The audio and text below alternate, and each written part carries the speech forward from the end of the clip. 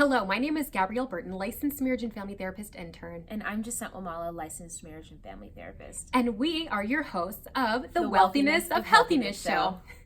Every week we come to you with content that hopefully helps encourage, uplift, and inspire your mental health journey. Yeah, right now we're in a friendship series, and so this is the second of 3 videos where we're going to talk about how to make friends, how to maintain them, how to, get over humps together. Yes. And all that kind of fun stuff. Yes, so today we are talking about friendship fights. Yes, and I think that it's something that friendship in general is something that people don't really talk about, but friendships last longer than most relationships, There's people that have been friends for decades. Yeah. And so if there's no tools for how do you manage those relationships, it's like we're all kind of, using trial and error. Yeah, that's so true. Yeah. I mean, let's think about it. Relationships can be hard. I mean, you're doing life with people. Yeah. And if you spend enough time with somebody, they're bound to get on your nerves from time Definitely. to time. And I mean, you grow into new people over time. So the people that you were when you met, like when you were 13, let's say, Very true. are most likely going to be different than when you're 26, than when you're 56. Right. And so how do you manage to kind of do this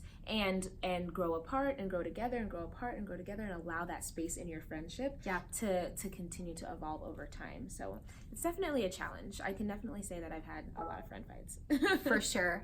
I would say, tip number 1 is when you're upset with a friend, to address the behavior and don't attack the person's character. Genius. That happens a lot. Like when we're in fights, when someone's done something that makes you feel, insignificant or whatever, a lot of times we don't say that. We don't say, hey, that made me feel insignificant. A lot of times we say, you are inconsiderate, or you are selfish, or you are flaky.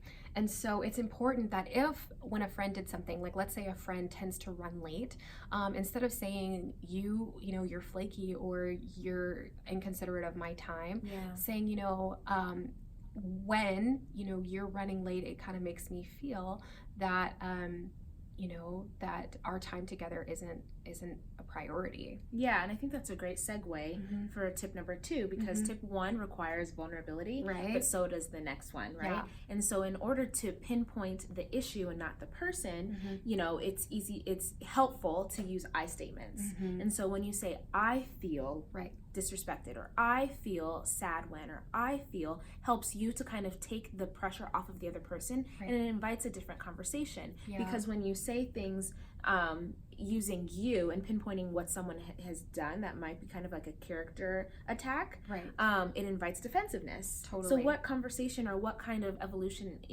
productive conflict resolution are you going to have in that way? It's going to be difficult. Even if you have valid points, you could be right. But it doesn't matter, because if your point doesn't get across, it doesn't matter. So using I statements requires vulnerability, for sure. That quote that says it doesn't matter what you say, it's how you say it, I think kind of really goes along with that. It doesn't matter if, the way what the person is doing makes you, alludes to the fact that maybe they are inconsiderate or selfish. The way you say it is going to have either a really beneficial response or not so much. Tip number 3 would be to address the issue in the moment and don't let things build up. I know a lot of people do this where, maybe this friend is always late and you don't say anything in the moment, but you just over time get really, really resentful. And, and then one day they show up and they do the thing that they normally do and they didn't realize it was an issue, but maybe other things have already started building up, and then all of a sudden you blow up and it starts this huge entire fight. It really can set that person off, and it's really not fair, because at the end of the day, nobody's ever going to be in your life long enough to be able to read your mind. Your mental health and your needs, it's up to you to communicate that to the other person. And so advocate for yourself, and then also, if that friendship is worth fighting for, kind of work on maintaining it as you go, instead of sweeping things under the rug and then all of a sudden having these big blow up fights, because sometimes those are harder to recover from. Oh yeah, for sure. I mean, I think that it's also unfair not to tell someone how you feel or how you're affected, because you rob them of the opportunity to make an adjustment and to meet your need. Right, to be there for you. Right, so you want to address things as they occur. I will say though, depending on, who you are and how you are, it might be challenging to address it right in the moment, but I would say as soon as you're in a logical place to have that conversation. Because if you're highly triggered or you're highly emotional at the time, that also may be unproductive. So noting, okay, I need to talk to this person about this thing, but first I need to calm myself down. For sure. Or maybe I need to talk to them tomorrow. But you want to have you want to make it within the next 24, 48 hours. It shouldn't take that long for you to regulate yourself. But, having some level of getting into a logical place as opposed to emotional, so that you don't just cuss them out and say what you don't mean. But you do want to address things as they occur so that it doesn't build up. And then it's a year later and you have a year's worth of ammo that you're using on this person that was not ready. I think that's a great point. It leads to tip number 4. So tip number 4 is that sometimes distance is good. Distance can be okay in a friendship.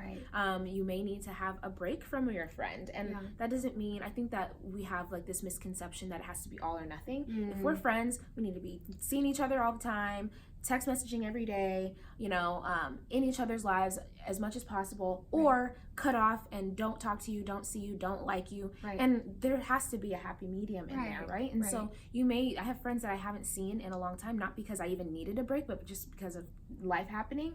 And then when I saw them, it was no time had passed at all. And then there's other friends where it's I need intentionally to take some time to refocus myself or spend my energy on me as opposed to this friendship. And everyone's got to choose for themselves. For sure. So it doesn't have to be either or. It can be both and. It could be, we can be friends and love each other, but we can also respect our space. And so realizing that every relationship that you have in your life is not going to be identical. And I think sometimes people struggle with that. They think, this person's my best friend and this person's my best friend, and so I want these relationships to be identical. But no, you maybe this particular friend, we talk a lot about spiritual things, and maybe this particular friend we talk about goals and dreams and careers, and maybe this particular friend we just always send each other memes and we just keep it lighthearted, and that's okay, right? All of your relationships will look different, and they should, because there's not one person in your life that's going to be able to meet all of your needs. And it's chemistry, right? So the chemistry of you and me is different than the chemistry with you and another friend that you have, or me and another friend that I have. It's literally mixing energies, mixing chemicals together. And so they can't look identical because no two mixtures are the same. Absolutely. And so we don't want to just give you tips without actionable steps after that. So a challenge would be to kind of think for yourself, maybe to a recent fight that you've had with a friend, and if you used some of the tips that we discussed today, or would it look different had you had these tips to be able to have a different conversation with your friend? Absolutely. So just to recap what those tips were, it was to address the behavior and not attack the person's character, use I statements, addressing the situation in the moment, and then also knowing that sometimes distance is okay in relationships. So we hope that this was a helpful conversation for you. Relationships and friendships are so important for your mental health.